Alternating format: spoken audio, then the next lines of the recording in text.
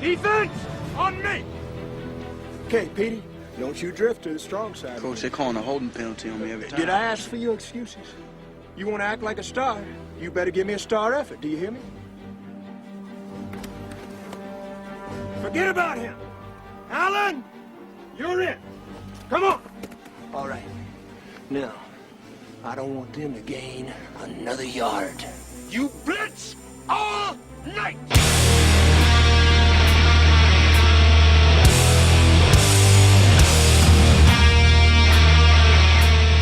Welcome to This Week in PPL. It's the final countdown. This is Week 14. Only one playoff spot was up for grabs going into the final week of the regular PPL season.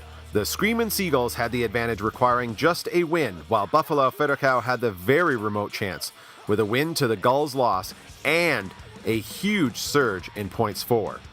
So where did the two fall? The Gulls looked poised to take the win versus the Cochrane Snake Eyes going into Monday night, down by only 4 points, with Steven Gostowski left to play. As the game progressed, though, things were looking dicey as the Patriots kicker was only getting single points for each of New England's touchdowns.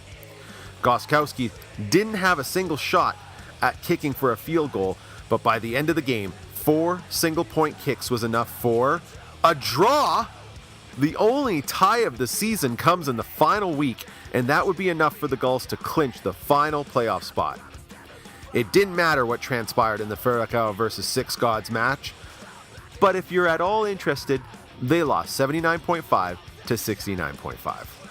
Now, while we're focusing on the remaining playoff spot, another story took us by surprise.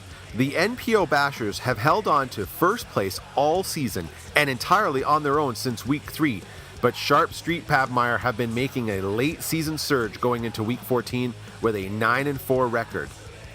Well, Pabmire faced off against the last place Bacalao, Piratas, Fritas, Nata, and extend their win streak to 3. That was thanks to running back Le'Veon Bell scoring a huge season-high 49 points in Buffalo this week. Bell had a historic 236 yards and 3 touchdowns, sending Pabmire to a 118-71 victory.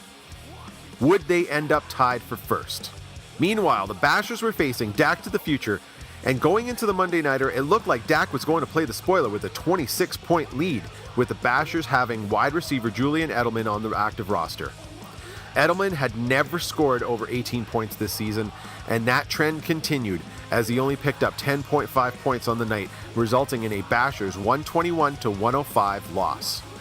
So the Bashers and Pabmire finished the regular season both with a 10-4 record, but with 56-point advantage in the points for column, the Bashers hold on to the number 1 seed for the playoffs.